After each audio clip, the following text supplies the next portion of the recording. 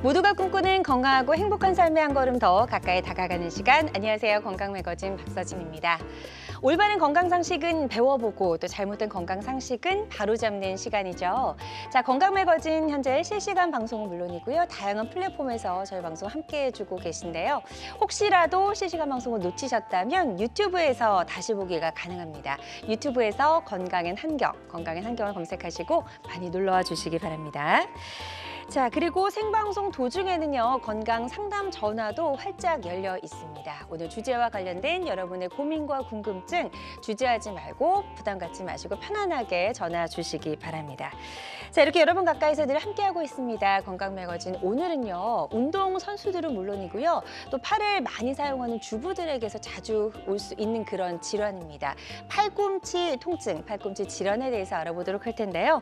함께 하시는 동안 궁금증이나 고민 있으시다면 026677-0012번, 026677-0012번으로 전화 주시면 되겠습니다.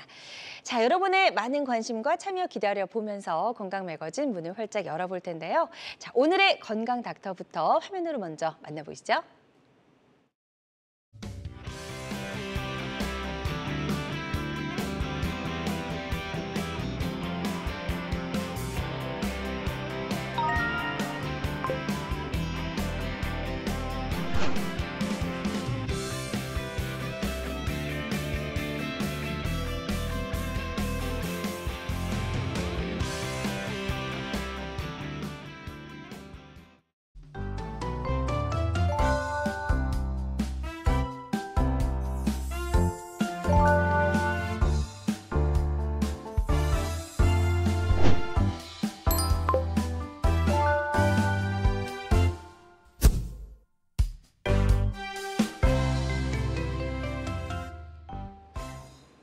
자, 오늘의 건강 닥터 나와 계십니다. 나와 우리 가족의 관절 건강 지킴이 이수건 원장과 함께합니다. 원장 안녕하세요. 안녕하세요. 네, 안녕하십니까? 반갑습니다.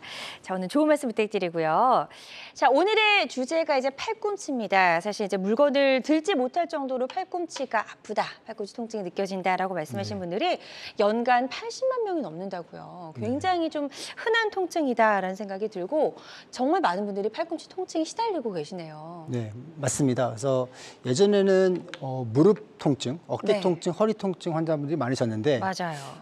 예전에는 팔꿈치 통증을 오신 분들은 주로 팔을 많이 쓰시는 작업을 하시는 뭐 전기공 또는 예전에는 탄광에서 일하신 분들, 그다음에 집안일 많이 하신 주부님들이 많으셨다면은 지금 요새는 대중적으로 골프와 이제 테니스가 유행하면서 좀 일반인들도 많이 오시고 특히 젊은 30대, 40대 환자분들도 많이 오시면서 연간 이렇게 환자들이 느는 추세입니다. 그렇군요. 일단은 가장 많은 건 이제 40, 50대 연령층이 가장 많이 팔꿈치 통증을 호소하고 있는 거 저희가 좀 알 수가 있었습니다. 어쨌든 운동을 무리하게 하거나 또 팔을 많이 사용하는 것이 팔꿈치 통증을 일으키는 주요 원인이다라고 좀 볼 수 있을까요? 네, 맞습니다. 그래서 운동을 많이 하시고 많이 사용하시는 경우가 팔꿈치 통증의 주 원인입니다. 또한 퇴행성으로도 나이가 들면서 힘줄 상태 약해지면서 꼭 운동을 안 하더라도 어떤 분들 팔을 많이 안 썼는데 왜 아픕니까? 하고도 많이 오십니다. 그래서 반복적인 사용과 퇴행성으로 이제 힘줄이 약해져서 온다고 보시는 게 맞을 것 같습니다. 네. 자, 팔꿈치 통증의 원인 그럼 지금부터 하나씩 구체적으로 좀 살펴보도록 하겠습니다. 다음 PPT 좀 보여주실까요? 네. 자, 팔꿈치 통증 일으키는 원인들이 생각보다 굉장히 다양한 것 같아요. 네. 그래서 팔꿈치 통증의 원인이 다양한데요. 우선은 당연히 팔꿈치 자체 원인인 경우도 있지만 우선은 항상 짚고 넘어가야 될 게 어떤 분들은 여러 군데서 치료 받은데도 안 좋아집니다. 해서 오셨는데 잘 검사를 해보면 팔꿈치 자체의 원인보다는 어떤 경우는 이 방사통으로 목에서 신경이 눌려가지고 요 신경에 눌린 증상이 팔꿈치에 나타나는 경우도 상당히 있습니다. 그러니까 목 디스크 때문인 거죠? 맞습니다. 그래서 이런 경우처럼 이 신경 뿌리가 목에서 눌리면은 환자분들은 팔꿈치가 아프다고 비특이적으로 느낄 수 있습니다. 이런 경우도 항상 감별은 해야 되고요. 그 다음에 가장 주범인 우리 테니스 엘보 또는 외측 상가염, 이 외래에서 가장 많이 보는 환자분들입니다. 네. 그다음에 2등으로 우리 통증을 많이 일으키는 주범이 내측상거염입니다. 또는 반대쪽 팔꿈치가 아픈 경우고요. 네. 이 두 가지가 가장 통증을 많이 일으키는 주범입니다. 그렇군요. 그래서 팔꿈치 통증을 일으키는 원인이 혹시라도 이제 목을 비롯한 이제 척추 쪽에 있는 건 아닌지 한번 반드시 감별할 필요가 있다라고 말씀을 해주셨고요. 이런 원인들 외에 또 어떤 요인들이 팔꿈치 통증을 일으키는 걸로 좀 지목이 되고 있나요? 네, 그래서 요즘은 환자분들도 많이 공부를 하고 오셔가지고 네. 대부분 저 테니스 엘보 아니면은 뭐 골프 엘보 아닙니까? 그렇죠. 근데 치료를 받았는데 효과 없습니다. 그래서 자세히 검사를 해보면은 비슷한 위치지만 이제 이두근 또는 우리 뽀빠이 근육 네. 이 팔꿈치 앞쪽에 원이 힘줄이 붙는데요. 여기가 염증이 생겨서 오신 분들도 꽤 있습니다. 이런 경우는 팔꿈치 테니스 엘보, 골프 엘보를 치료한다고 좋아하지 않는 경우가 많습니다. 그렇겠네요. 네. 예. 그리고 연세가 조금 더 많으신 분들에서는 네. 이제 관절염, 연골이 다 닳고 뼈까지 이렇게 손상이 오는 이 무릎에서도 흔히 볼 수 있는 네. 골 관절염 때문에도 통증을 호소하시고 외래로 내원하시는 조금 고령, 연령이 좀 많은 층의 환자들이 있습니다. 네. 정말 이 팔꿈치 통증을 일으키는 원인이 다양하네요. 그래서 그에 따른 치료법도 좀 다양해야 될 것 같고 무엇보다도 치료를 하기 위해서는 정확하게 원인이 무엇인지 찾아내는 게 중요할 것 같고요. 팔꿈치가 골절되는 경우도 있다면서요? 네, 맞습니다. 예. 그래서 항상 환자가 팔꿈치 통증 왔을 때 혹시 외상성 요소는 없는지 네. 확인을 해봐야 됩니다. 네. 이런 경우는 좀 심하게 외상성이 온 경우가 있지만 드물게는 골절이 아니더라도 어떤 외상성 타박상 때문에 아픈 거를 또 테니스 엘보랑 착각하는 경우도 있어서 저희가 항상 외상성이랑 또는 불안전성 이런 질환과도 감별을 꼭 해야겠습니다. 네. 만약에 팔꿈치가 골절이 되게 되면 여기 사실 움직이지 못할 정도로 좀 통증이 있지 않나요? 맞습니다. 그래서 어떨까요? 골절되는 경우는 네. 대부분 환자분들도 그 다쳤던 그 기억이 있고요. 네. 드물게는 뭐 술 마시고 기억 못 하신 경우도 있습니다. 다음 날 잘 기억 안 나는데 너무 심하게 부어 있고 통증이 심한 경우는 이런 외상을 항상 감별도 하긴 해야 됩니다. 그렇군요. 지금 이제 팔꿈치 통증을 일으키는 원인들 저희가 다양하게 살펴보고 있습니다. 골절이 되는 부분 말고도 감염성 관절염 이런 이야기도 있더라고요. 이것도 좀 네, 설명이 필요할 것 같습니다. 맞습니다. 그래서는 테니스 엘보랑 골프 엘보만큼 많지는 않지만 네. 환자분이 팔꿈치 열감이 심하고 많이 심하게 부어서 오는 경우는 우리가 이런 감염성 관절염을 의심해봐야 되고요. 혹은 환자분들도 모르신 상태에서 팔꿈치가 이렇게 심하게 부어서 오신 분 중에서는 네. 류마티스 관절염이 팔꿈치를 통해서 진단하는 경우도 있습니다. 네. 류마티스 관절염은 사실 전신 자가 면역 질환인데 네. 환자분들 모르고 계시다가 팔꿈치 통증으로 이제 피 검사 또 추가적인 검사를 통해서 류마티스 관절염이 진단되는 경우도 드물게 있습니다. 네, 그래서 뭐 부위별로 다른 곳에 올 수도 있고 팔꿈치에 올 수도 맞습니다. 있다는 말씀이신 거죠. 좋습니다. 저희 이수광 원장과 함께하고 있습니다. 팔꿈치 통증을 주제로 이야기를 좀 나눠보고 있고요. 사실 팔꿈치 통증이 또 시작이 되면 정말 이제 견디기 힘들 만큼 정말 강한 통증이 와서 일상생활을 위협하기도 한다고 합니다. 혹시 저희 방송 보시는 분들 중에서 나도 이 오랫동안 정말 팔꿈치 통증 때문에 고생을 했었다. 아니면 치료가 잘 안 돼서 지금 너무 고민이 많다 하시는 분들 다 좋습니다. 저희 방송 보시면서 02-6677-0012번, 02-6677-0012번으로 전화 주셔서 병원에 가시기 전에 한번 미리 상담을 받아보시는 것도 좋을 것 같습니다. 혹시라도 직접적인 전화 연결이 좀 부담스럽다 하시는 분들은요. 상담 내용만 남겨주셔도 저희가 상담 도와드리니까요. 부담 갖지 마시고 편안한 마음으로 전화 주시면 되겠습니다.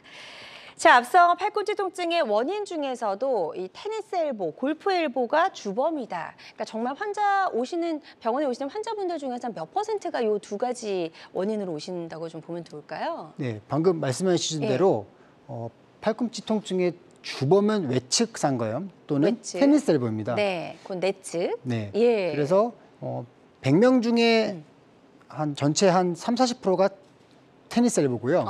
한 20-30%가 이제 골프 엘보로 옵니다. 그렇군요. 그러니까 거의 절반 이상이 골프 엘보 아니면 테니스 엘보가 네, 맞습니다. 이제 원인이다라고 좀 말씀하셨는데 요거를 이제 명확하게 저희가 좀 구분을 해야 될 것 같아요. 감별할 수 있는 방법을 좀 소개해 주실까요? 네. 그래서 통증의 위치만 네. 봐도 어느 정도 구별은 가능합니다. 그래서 쉽게 생각하시면은 손바닥을 하늘이 보게 한 상태에서 팔꿈치 바깥쪽 이 아픈 경우 또는 엄지손가락 방향의 바깥쪽이 아픈 경우는 보통은 테니스 엘보 또는 외측 상가염인 경우가 많습니다. 그러니까 이쪽이 내측. 맞습니다. 이쪽이 바깥쪽. 그래서 반대로 새끼손가락에 있는 안쪽 내측이 아프다고 하신 분 중에서는 대부분 테니스 엘보 또는 내측 상가염 때문이라고 보시면 될 것 같습니다. 그래서 손바닥이 하늘로 올라가게 놓았을 때 새끼손가락 쪽이 아플 경우에 이제 내측, 그래서 테니스 엘보라고 말씀하셨죠?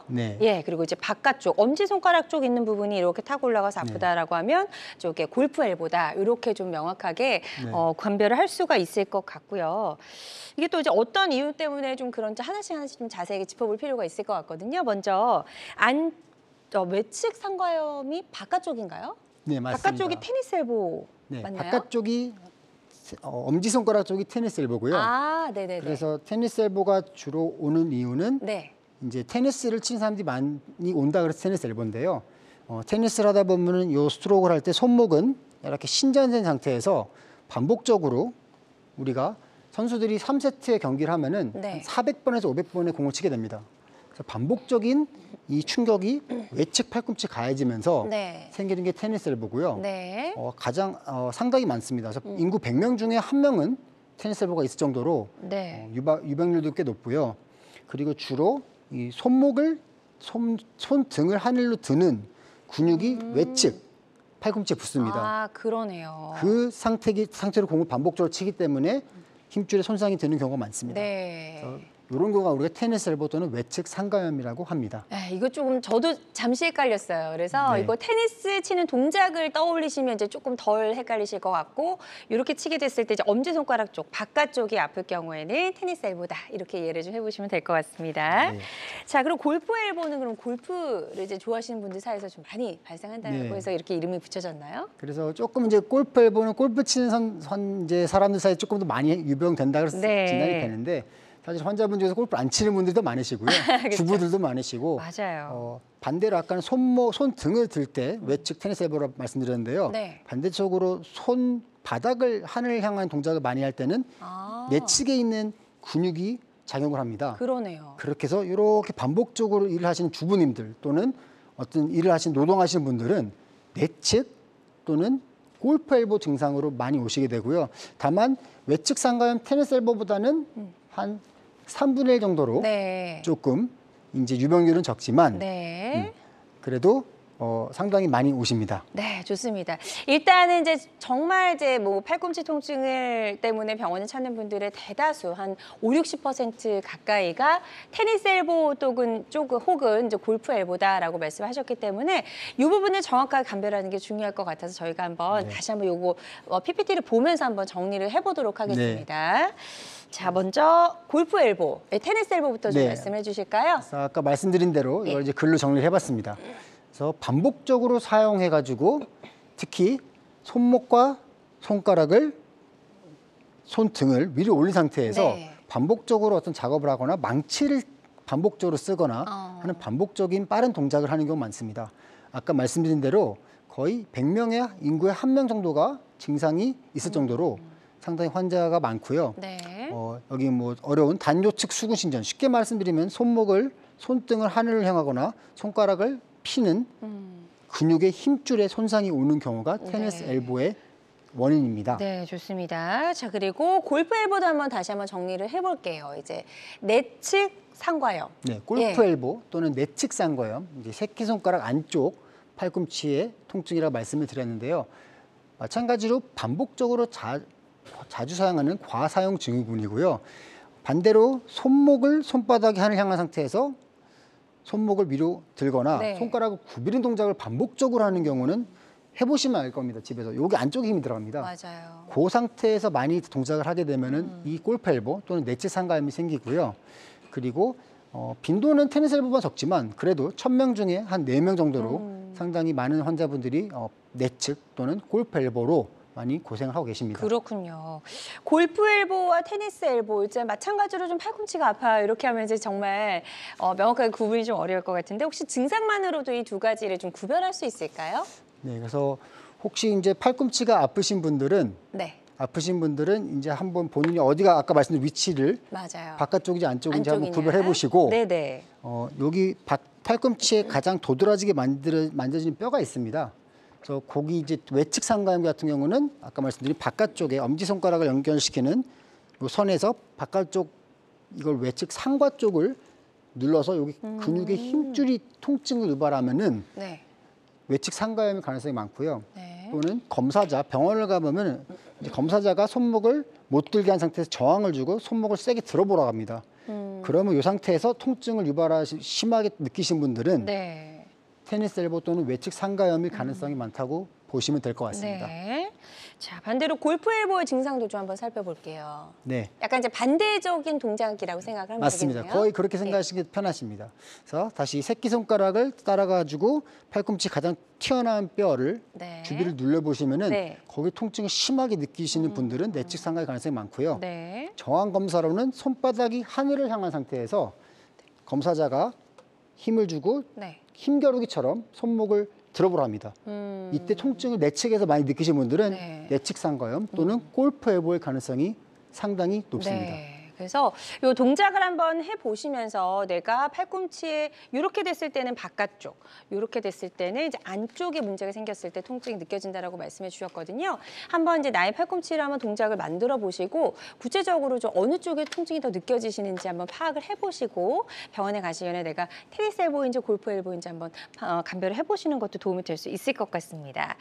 자, 건강 매거진 함께하고 계십니다. 이수건 원장과 함께하고 있고요. 매우 흔하지만 치료가 쉽지 않고 오래 걸리면서 재발도 잦은 팔꿈치 통증에 대해서 알아보고 있습니다.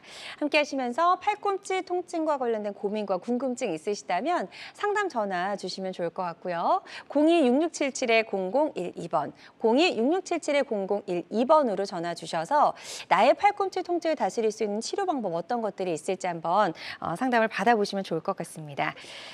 지금 많은 분들이 전화 상담에 참여를 해주고 계신데요. 전화 접수 상황 잠시 짚어보도록 하겠습니다.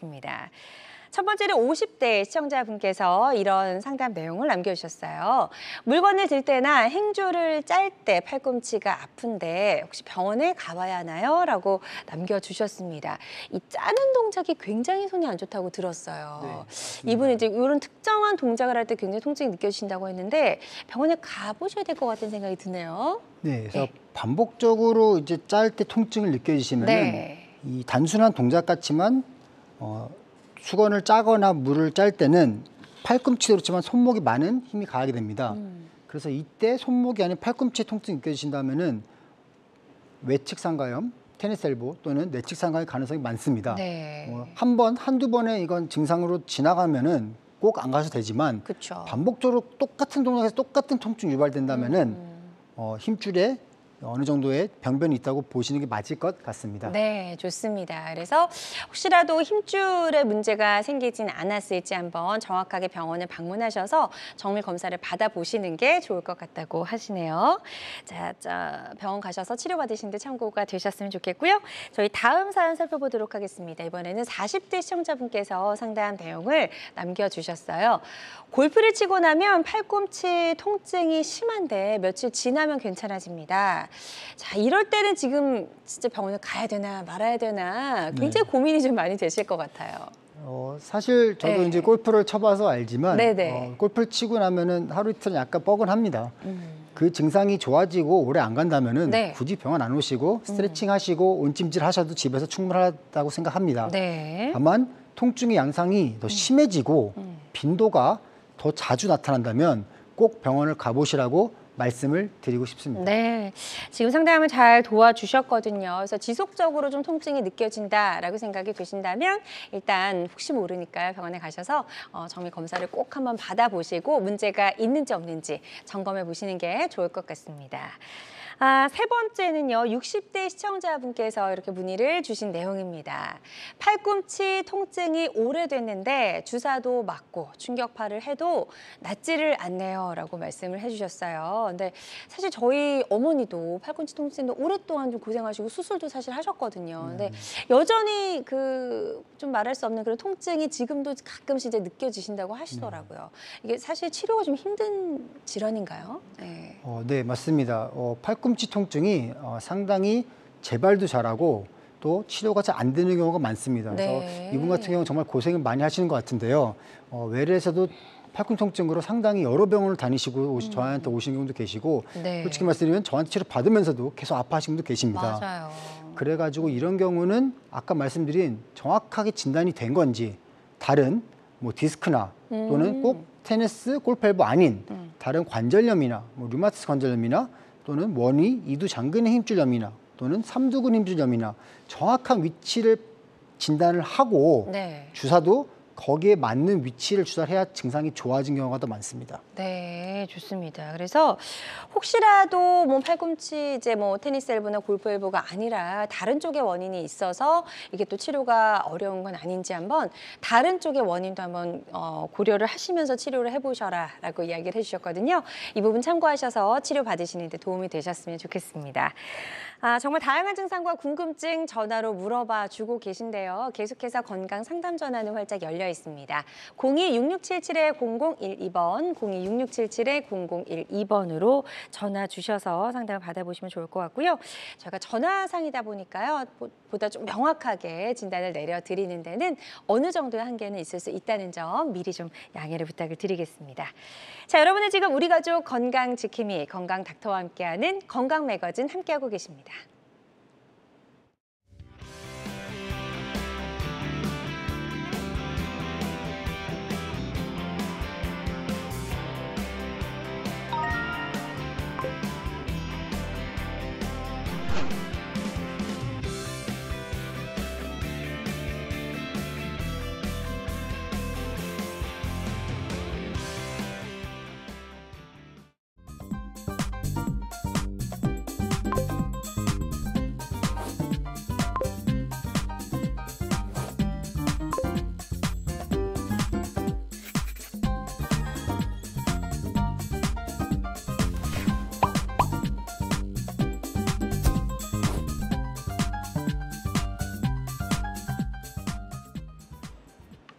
네, 여러분은 지금 건강 매거진과 함께하고 계십니다. 혹시라도 저희 생방송을 놓치셔서 아쉽다 하시는 분들은요. 유튜브에서 다시 보기가 가능합니다.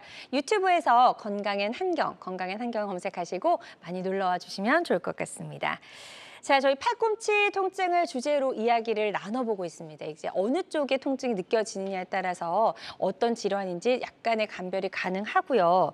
이렇게 팔꿈치 통증이 느껴져서 일단 병원에 가서 정확하게 정밀 검사를 받아봐야 되잖아요. 진단하기 위해서는 어떤 검사들을 받아봐야 될까요? 네, 그래서 아까 말씀드린 그 통증의 양상도 매우 중요하고요. 네. 기본적으로는 우리가 영상학적으로 엑스레이 촬영을 합니다. 그래서 검사를 해보면은 정상 팔꿈치에 비해서 이런 골극이랑 석회화가 발견된 경우도 있고요.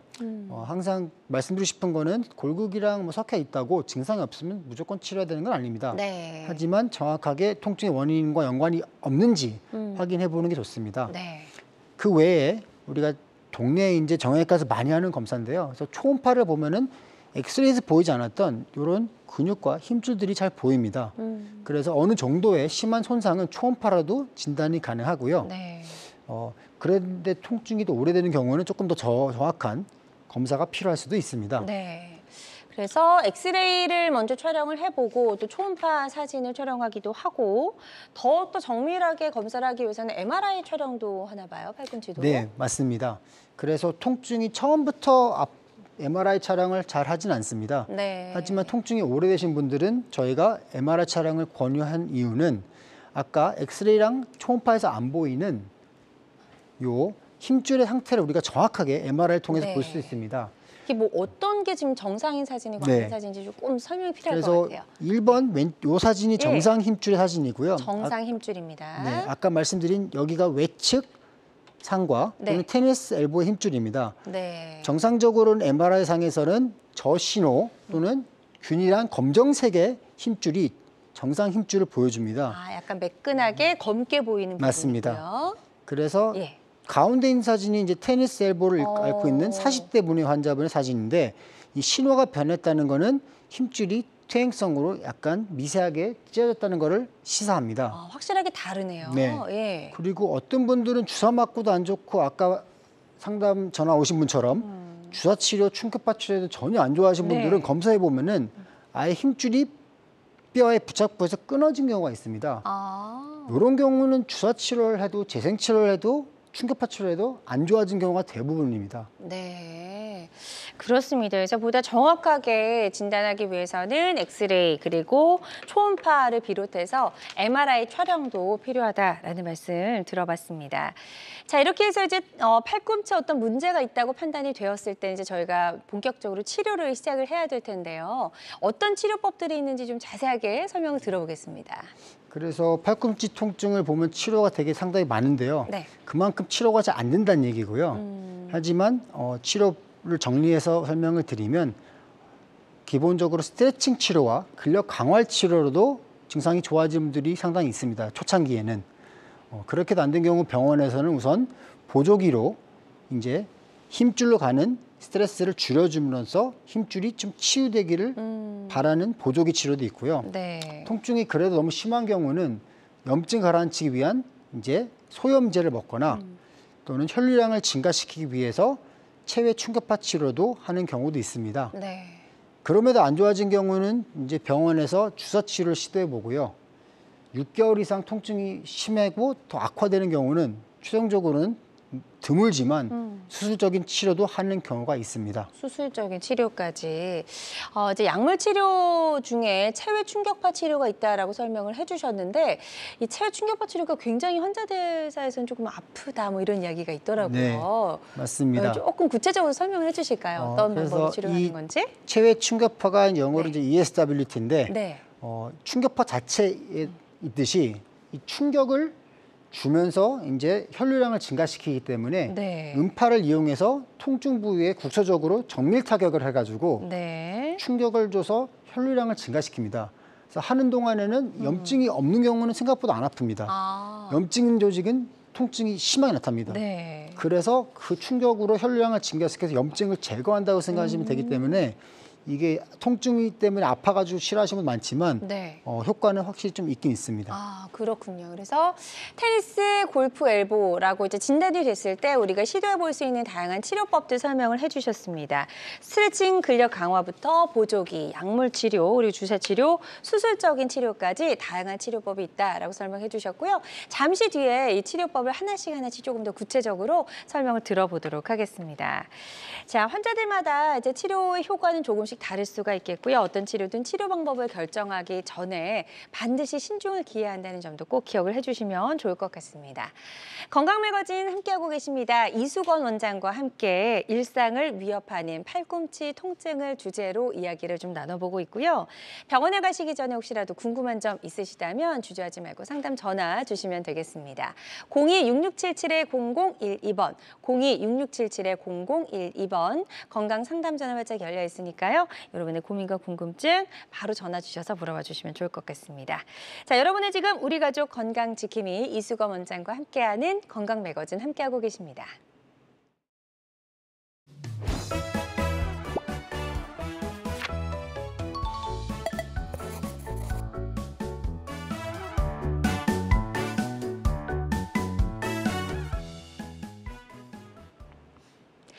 네, 지금부터는요, 팔꿈치 통증과 관련된 여러분의 궁금증을 베스트 7을 저희가 골라서 속 시원하게 해결해보는 시간 가져보도록 하겠습니다. 자, 팔꿈치 통증과 관련된 여러분의 궁금증 어떤 것들이 있을지 먼저 첫 번째 궁금증부터 화면으로 보여주시죠. 팔꿈치 통증이 있을 때 어떤 운동을 해야 하나요? 라는 질문입니다. 글쎄 이게 너무 아플 때는 운동하기도 좀 쉽지 않을 것 같다는 생각이 드는데요. 운동법을 물어봐 주셨네요. 네, 그래서 방금 말씀하신 것처럼 너무 아플 때는 쉬는 게 제일 좋고요. 네. 어느 정도 급성 통증이 가라앉은 상태에서는 아까 말씀드린 이제 테니스 엘보 외측 상가염의 통증에 대해서는 보통은 이제 손 등을 하늘을 향하도록 하고 네. 이렇게 팔꿈치는 최대한 일직선이 되게 해서 스트레칭을 이렇게 손목을 안쪽으로 스트레칭을 해주면은 요 근육이 당겨진 느낌이 있을 겁니다. 요 스트레칭을 이제 20초 동안 하고 하루에 네. 이렇게 20초를 아침에 10번, 점심에 10번, 저녁에 10번 하라고 말씀을 드립니다. 네. 반대로 골프 엘보는 손바닥이 하늘을 향한 상태에서 반대로 스트레칭 해주시면은 네. 안쪽이 스트레칭 되는 게 느껴질 겁니다. 안쪽이 많이 당기네요. 네, 이게 기본적인 스트레칭 운동이고요. 네. 그 다음에는 등척성 근력 운동이라고 약해진 힘줄의 근육을 보호하기 위해서 주변의 근육 강화시키기 위해서 마찬가지로 테니스 엘보가 심하신 분들은 손 등이 하늘 향하도록 하고 네. 아령 같은 거 0.5kg 또는 1kg 없으면 물통으로 500cc 들고 한 20초 버티는 운동을 네. 하시고 한 10초, 15초 쉬었다가 반복적으로 20초 버티고 네. 하는 걸 10번 아침, 점심, 저녁으로 하라고 말씀드립니다. 뭐 그렇게 크게 어렵진 않네요. 어렵진 않습니다. 네. 그래서 생각보다 하시고 안 하시는 분들을 외래에서 추적해 보면은 하시는 분들이 확실하게 통증을 덜 호소하시고 재발을 네. 덜하게 되십니다. 네. 혹시 이게 치료가 아니라 예방의 목적으로도 이런 운동을 하는 게 도움이 될까요? 네, 맞습니다. 네. 예방적으로도 또는 골프나 테니스 치기 전에 스트레칭을 해주시는 게 손상도 줄이지만 이 만성적인 테니스 엘보, 그다음에 골프 엘보를 그러니까 발생하지 않도록 도움이 네. 됩니다. 그렇군요. 그래서 테니스 골프 엘보 이제 처음 치료할 수 있는 방법으로 스트레칭 그리고 근력 강화 방법을 이야기해 주셨습니다. 손 안쪽으로 당기고 바깥쪽으로 꺾고 뭐 이런 다양한 동작들이 있고 크게 어렵지 않기 때문에 평소에 우리가 좀 미리미리 평소에 생각날 때마다 꾸준히 이 동작을 좀 반복해서 해주시는 것도 팔꿈치를 비롯해서 이 주변의 팔 근육을 강화하는 데 도움이 많이 될 것 같다는 생각을 해봅니다. 자, 그럼 두 번째 궁금증 이제 화면으로 또 확인해 보도록 하겠습니다. 팔꿈치 보조기를 오래 사용하면 좋지 않다던데 사실인가요? 라고 물어봐 주셨습니다. 보조기, 그러니까 아까 치료 방법 중에 있긴 있었어요. 근데 이거를 이제 사용하는 기간에 대한 질문이네요. 네. 예. 좋은 질문이십니다. 그래서 스트레칭이랑 기본적인 자가 운동으로도 통증이 지속되는 경우 병원에서는 보조기를 네. 처방해서 가끔 이제 길거리 보면 이렇게 보조기 차고 다니는 분들을 보이실 겁니다. 네. 아까 테니스 엘보는 외측의 통증이기 때문에 보조기 역할은 근육을 눌러줘가지고 힘줄로 가는 응력, 스트레스를 줄이는 겁니다. 네. 그래서 회복할 시간을 주는 건데 보통은 6주에서 8주 정도까지는 차볼 수는 있습니다. 6주에서? 하지만 그 기간을 지난데도 효전이 없는 경우는 보조기를 너무 오래 하는 경우는 오히려 근력의 약화 가능성이 있어서 장시간 사용하지 않는 게 좋고 다른 치료 방법을 고민해 보시는 게 좋을 것 같습니다. 네, 그래서 일단 기본적으로는 6주에서 8주 정도 네, 사용을 맞습니다. 권장을 해주셨고요. 그럼에도 불구하고 통증이 좀 나아지지 않는다라고 했을 때는 더 길게 사용하는 건 오히려 좋지 않을 것 같다라고 말씀을 해주셨습니다. 자, 그럼 다음 질문을 알아보기 전에요. 저희가 이제 무릎이나 발목이 좀 아플 때 그 찜질을 이제 보통 많이 하거든요. 뭐 맞습니다. 냉찜질도 하고 온찜질도 하게 되는데 맞습니다. 팔꿈치도 어떻게 보면 이제 관절이잖아요. 그래서 이런 네. 찜질이 좀 효과가 있는지도 궁금합니다. 네. 그래서 물리치료를 해보신 분들은 아시겠지만 네. 병원 가면은 가장 기본적으로 하는 물리치료가 온찜질 또는 전기치료 네. 또는 초음파 치료입니다. 셋 다 기본적인 원리는 병변에 있는 부위에 국소 혈류량을 증가시켜서 스스로 염증을 몸에서 제거하게끔 만드는 겁니다. 그래가지고 여기는 전기치료하고 있는 사진인데요. 네. 전기치료, 온찜질 또는 초음파 치료들이 다 그런 병변의 혈류량을 증가시켜서 또는 주위 신경을 자극을 줘서 스스로 염증을 좀 감소시키는 어떻게 보면은 비용적인 면에서 아주 비싸지도 않고요. 좋은 치료가 될 수 있겠습니다. 네. 좋습니다. 이런 온찜질, 초음파 전기치료와 같은 물리치료도 테니스 골프 엘보를 치료하는데 아주 좋은 효과적인 치료 방법이다라고 설명을 해주셨습니다. 환자들마다 치료 효과는 조금씩 다를 수가 있겠고요. 어떤 치료 방법을 선택하기 전에 본인에게 가장 적합한 그런 치료 방법을 선택하는 것이 가장 중요하다는 점 꼭 기억을 해주셨으면 좋겠습니다. 자, 건강매거진 함께하고 계십니다. 이수건 원장과 함께 일상을 위협하는 팔꿈치 통증에 대해서 알아보고 있고요. 함께 하시면서 팔꿈치 통증과 관련된 고민과 궁금증 있으시다면 주저하지 말고 편안하게 전화 주셔서 한번 물어봐 주시면 좋을 것 같습니다. 02-6677-0012번, 02-6677-0012번 상담 전화 발자 열려 있고요. 상담을 또 원하지 않으실 때는요. 부담 갖지 마시고 상담 내용만 접수해 주셔도 저희가 상담 도와드리니까요. 여러분의 많은 참여 기다려 보도록 하겠습니다. 자, 팔꿈치 통증 치료와 관련된 궁금증 베스트 7 저희가 꼽아서 하나씩 해결해 보고 있고요. 다음 궁금증 또 화면으로 만나보도록 하겠습니다. 자, 세 번째 궁금증입니다. 테니스 엘보로 소염제를 먹고 있는데 이걸 장기간 복용해도 괜찮을까요? 라고 물어봐 주셨습니다.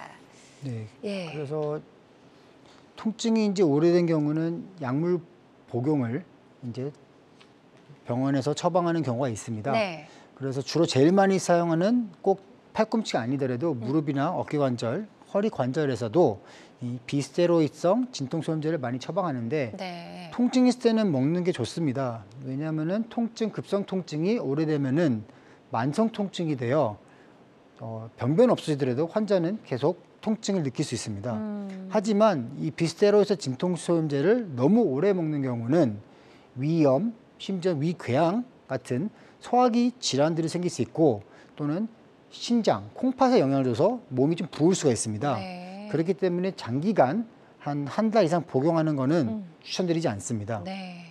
그래서 한 달 이상 복용하는 건 좋지 않고 보통 이제 이런 약을 복용할 때는 대개 뭐 몇 주 정도 복용을 하시나요? 보통은 증상이 좋아지면 네. 1주 드리고 바로 운동치료 넘어가고요. 심하신 분들은 한 달까지 처방을 하는데 대신에 위산 억제제, 위보호제를 같이 드립니다. 그렇군요. 네. 좋습니다. 그래서 약을 이제 한 달 이상 너무 장기간 복용하는 거는 오히려 몸에 좀 부담이 될 수가 있으니까요. 이렇게 오래 복용하시는 건 좋지 않을 것 같다라고 설명을 해주셨습니다. 자, 이제 또 다른 궁금증 화면으로 확인해 보도록 하겠습니다. 네 번째 궁금증입니다. 골프 엘보가 왔는데 체외 충격파 치료는 몇 회나 받아야 하나요? 라고 물어보셨습니다. 일단은 환자분을 좀 만나서 상태를 보셔야 될 것 같다는 생각이 드는데요. 보통 체외 충격파 치료를 하게 될 경우에는 몇 회 정도 좀 받아야 효과를 느낄 수가 있을까요? 네, 맞습니다. 그래서 환자를 직접 보고 판단하는 게 맞겠지만 통상적으로 한 3회에서 5회 정도 치료를 하는 경우 효과를 보게 됩니다. 네. 그 이상을 해도 효과를 못 보는 경우는 5회 이상을 보통은 추천드리진 않고요. 네. 보통 3회 이후부터 증상을 조금 환자분들이 호전을 느끼는 경우가 많습니다. 그리고 그 받는 주기도 중요한데요. 평균적으로는 1주 간격을 두고 치료하는 게 가장 이상적이고요. 네. 드물게 오래되고 만성적으로 통증이 심하신 분들은 2, 3일 초반에는 2, 3일 간격으로 조금 빨리빨리 치료하는 경우도 있습니다. 네. 지금 여기 그림을 좀 볼게요. 이게 네. 체외 충격파 치료를 하는 모습이죠. 맞습니다. 예, 설명 좀 해주세요. 이게 직접 이제 제 환자를 충격파를 하고 있는 모습이고요. 여기 골프 엘보 환자입니다. 이 중요한 게 체외 충격파는 음파를 이용해서 병변을 매우 정밀 타격한다고 보시면 되기 때문에 네. 그 정확한 병변의 위치를 치료해야 효과를 볼 수 있습니다. 환자분들이 이제 느끼실 때, 정말 심하게 아픈 부위가 있습니다. 거기가 이제 병변의 위치고 거기를 보통 10분에서 15분 정도 충격파를 줍니다. 네. 그런 경우 이제 아까 말씀드린 한 3번에서 5번 정도 하면은 효과를 보는 경우 이제 호전이 있을 거고요. 네. 없는 경우는 또 마찬가지로 다른 치료를 고민해 봐야겠습니다. 그렇군요.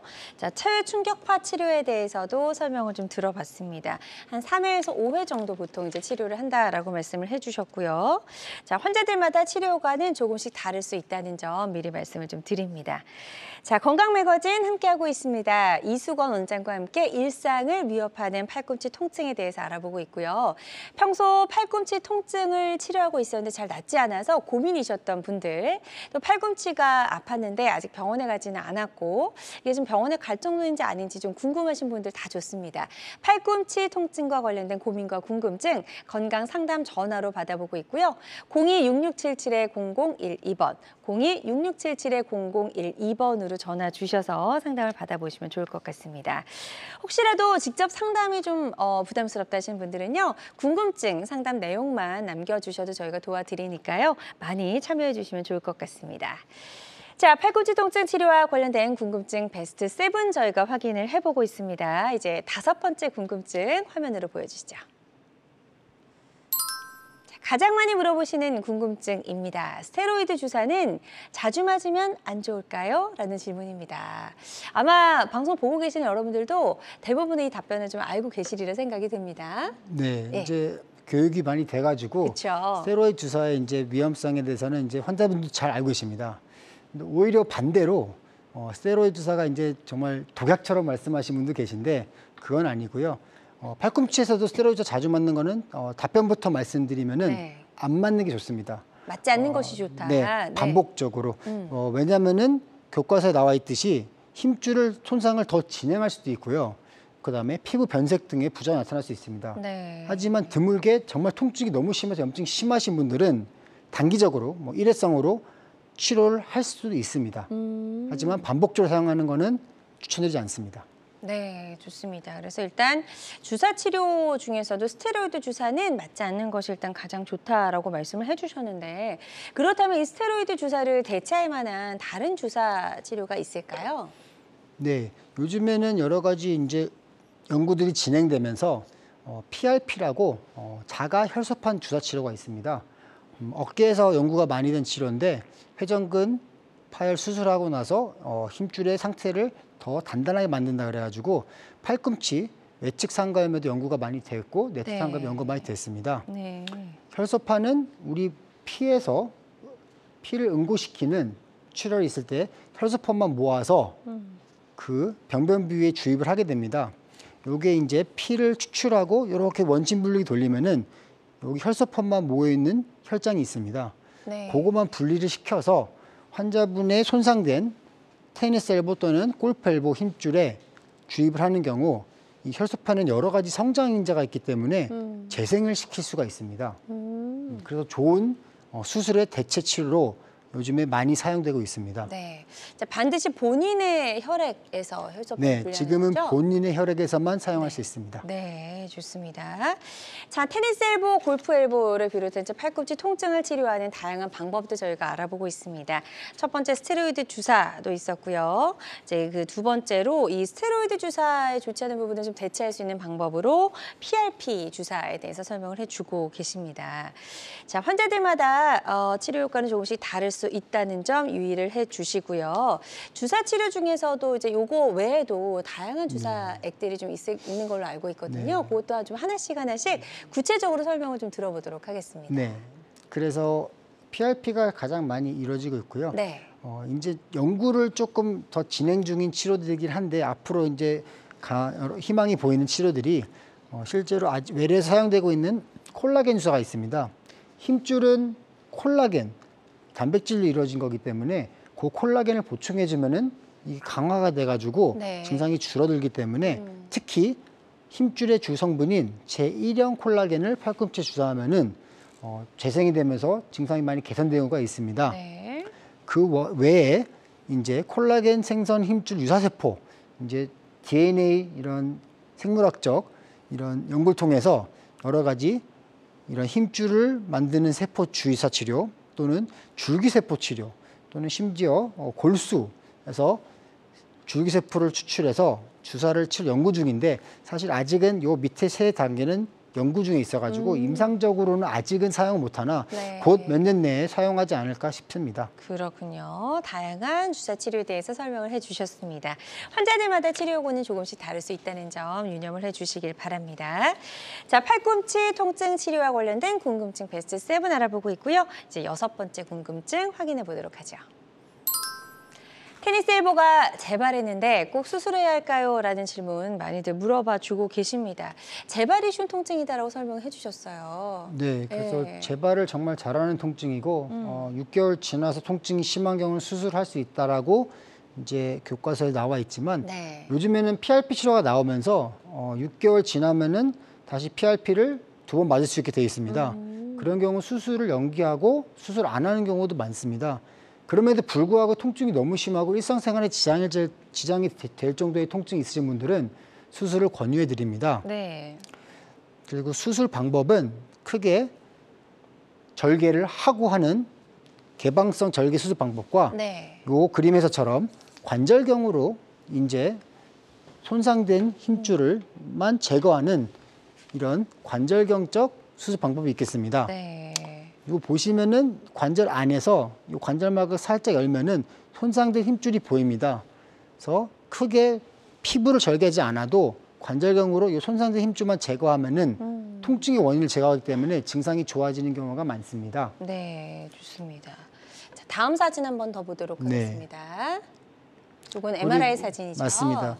근데 어떤 분들은 이 손상된 정도가 너무 심하고 주변 조직까지 손상된 경우는 관절경으로 다 수술적 병변을 제거할 수 없는 경우가 있습니다. 이런 경우에는 이제 우리가 수술을 통해서 개방성으로 수술하기도 합니다. 네, 좋습니다. 자, 그래서 이제 수술적인 치료가 필요한 경우에는 이제 반드시 수술을 해야 된다라고 설명해 주셨고요. 환자들마다 역시 치료 효과는 조금씩 다를 수 있다는 점 꼭 기억해 주시길 바랍니다.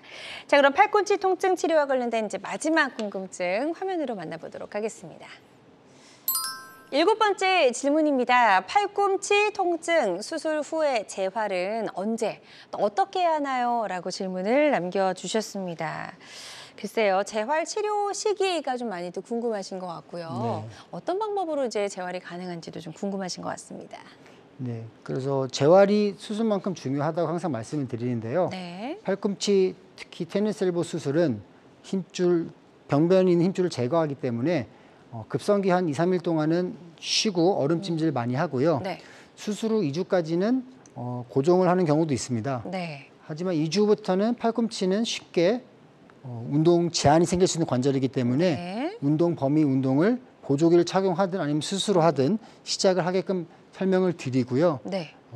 힘줄은 이제 근육이 뼈에 붙는 게 힘줄이기 때문에 우리가 근력 운동은 보통 수술하고 나서 한 6주, 8주 지나고 시작하라고 외래에서 안내를 해드리고 있습니다. 네, 6주에서 8주 정도 좀 기간이 지난 후에 이제 차근차근 시작하시라라고 좀 말씀해 주셨습니다. 자, 이렇게 해서 팔꿈치 통증과 관련된 이제 가장 많이 물어보시는 질문 베스트 7 확인을 해봤습니다. 자, 저희 이수광 원장과 함께하고 있고요. 흔하지만 또 치료가 쉽지 않고 재발이 잦은 팔꿈치 통증을 일으키는 질환에 대해서 알아보고 있고요. 나의 경우에는 어떤 치료법이 적합할까 궁금하시다면 상담 전화 주셔서 한번 상담을 받아보시면 좋을 것 같습니다. 02-6677-0012번으로 전화 주시면 되겠고요. 지금 이제 문자 상담 하나 접수가 되어 있다고 하는데요. 저희 화면으로 어떤 내용인지 확인해 보도록 하겠습니다. 50대 남성분이십니다. 무리하게 팔을 쓴 것도 아닌데 석회가 쌓였다고 하네요. 도수 치료를 받아도 계속 아픕니다. 혹시 이제 다른 치료를 받아야 할까요? 라고 질문을 남겨주셨습니다. 자, 이런 경우에 이제 어떻게 좀 치료를 하는 게 좋을까요, 원장님? 네, 그래서 석회가 낀 경우는 아까도 말씀드렸지만 증상이 없는 경우는 석회가 통증의 원인이 아닐 수도 있습니다. 네. 하지만 석회가 통증의 원인이라면 도수치료가 효과 없은 경우 약물 치료만으로 증상이 좋아진 경우도 있고요. 그래도 효과가 없는 경우는 체외 충격파 치료로 석회 양을 줄일 수도 있습니다. 그래도 효과 없으면은 주사 치료를 시도해 볼 수도 있겠습니다. 네. 좋습니다. 지금 이제 상담을 잘 해주셨거든요. 이 내용을 바탕으로 치료 받으시는 좀 도움이 되셨으면 좋겠습니다. 계속해서 건강 상담 전화 활짝 열려 있습니다. 팔꿈치 통증과 관련된 고민과 궁금증 있으시다면 주저하지 말고 편안한 마음으로 전화 주시면 될 것 같고요. 02-6677-0012번, 02-6677-0012번 상담 전화 활짝 열려 있습니다. 혹시라도 직접 전화 연결이 좀 부담스럽다 하시는 분들은요, 그냥 이제 문자로 상담 내용만 접수를 해주셔도 저희가 상담을 도와드리니까요. 이 부분 참고하셔서 부담 갖지 마시고 편안하게 전화를 주시면 될 것 같습니다. 정말 이제 지금까지 이야기를 좀 쭉 들어보니까요. 정말 팔꿈치 통증 치료도 좀 까다롭고 그에 반해서 이제 굉장히 또 많은 분들이 팔꿈치 통증을 호소하는구나라고 저희가 좀 알 수가 있었는데요. 여러 가지 팔꿈치 통증을 일으키는 원인 그리고 치료법들을 알아봤거든요. 그래서 환자 입장에서 이 치료를 앞두고 반드시 알아야 할 주의사항이 있다면 어떤 것들이 있을까요? 그래서 아까 말씀드린 대로 통증의 위치를 먼저 좀 확인해 보시고요. 병원을 가시기 전에 우선 쉬는 게 제일 좋습니다. 어떤 동작을 반복적으로 하고 계시다면은 그 동작을 좀 피해 보시고 증상이 좋아지면은 굳이 병원 안 가셔도 됩니다. 하지만 통증이 지속되면은 정확한 원인이 뭔지 진단을 해야 치료가 잘 되기 때문에 만성적인 최소한 한 4주, 6주 이상 된 통증은 꼭 병원을 가보셔서 진단을 받아보시라고 말씀드리고 싶습니다. 네, 좋습니다. 자, 이거 지금 답변해 주시는 그 사이에 또 문자 상담이 하나 더 접수가 돼서요. 다시 한번 이제 문자 상담 화면으로 확인을 해보고 또 상담을 이어가 보도록 하겠습니다. 이번에는 60대 여성분께서 이런 상담 내용을 남겨주셨습니다. 골프를 종종 치러 나가는데 요즘 자꾸 팔꿈치가 시큰거려서 걱정입니다. 운동이나 스트레칭으로 이게 나아질 수 있을까요? 라는 질문을 남겨주셨어요. 이럴 때 이제 골프를 정말 그만둬야 되는 건 아닐까 이런 고민들도 좀 많이 하시는 것 같거든요. 네. 어떻게 하는 게 좋을까요? 그래서 아까 말씀드린 대로 어디가 아픈지 먼저 확인을 해보시고요. 네. 외측이 아프면은 테니스 엘보 이 스트레칭을 해보시고 네. 운동을 해보시는 게 도움될 수도 있고요. 골프 치시는 분들은 내측이 아픈 경우도 많아서 이런 경우는 반대로 스트레칭 해보시고 운동하신 다음에 재활도 중요합니다. 선수들도 항상 운동하면은 온몸이 아픈데 항상 재활을 통해서 회복을 빨리 시키고 다시 운동을 하는 겁니다. 네. 그래서 온찜질 해보시고 스트레칭을 해보시고 증상이 좋아지시면 운동을 다시 하셔도 되지만 아까 말씀드린 대로 통증이 악화되거나 주기가 더 짧아진다 하면은 꼭 병원을 가보시길 바라겠습니다. 네, 좋습니다. 그래서 일단은 뭐 온찜질과 스트레칭만으로도 호전이 될 수도 있고요. 그럼에도 불구하고 지속적으로 통증이 나타나고 주기가 점점 더 짧아진다면 반드시 병원에 방문하셔서 전문가와 상담을 좀 받아보시길 권유해 주셨습니다. 이 부분 참고하셔서 치료 받으시는데 도움이 되셨으면 좋겠습니다.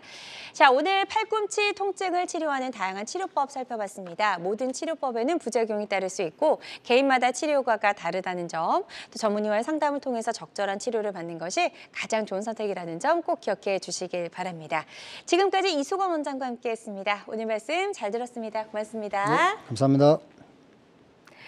자, 여러분의 건강 장수 파트너 건강 매거진 실시간 시청자 상담은 생방송 도중에만 가능합니다. 이 점 꼭 기억해 주시고요.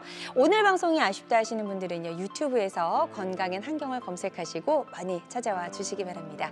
함께해 주신 여러분 고맙습니다.